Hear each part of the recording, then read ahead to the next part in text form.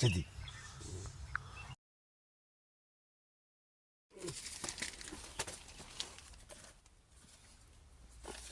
ଜୟ ଜଗନ୍ନାଥ ସୀତାରାମ ଦେଖି ନିଅନ୍ତୁ। ଆମେ ଆଜି ନିର୍ଜନ ନିବାସରେ ପହଞ୍ଚି ଯାଇଛୁ।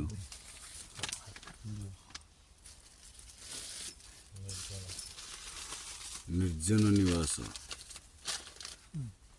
ବର୍ତ୍ତମାନ ନିର୍ଜନ ନିବାସରେ ବାବାମାନଙ୍କର ଆଶ୍ରୟ ନେଇଛନ୍ତି।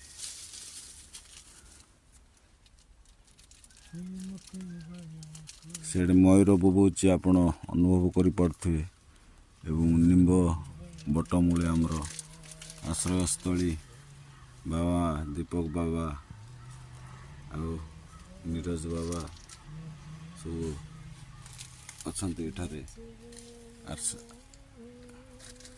ନିର୍ଜନ ଆଶ୍ରୟସ୍ଥଳୀ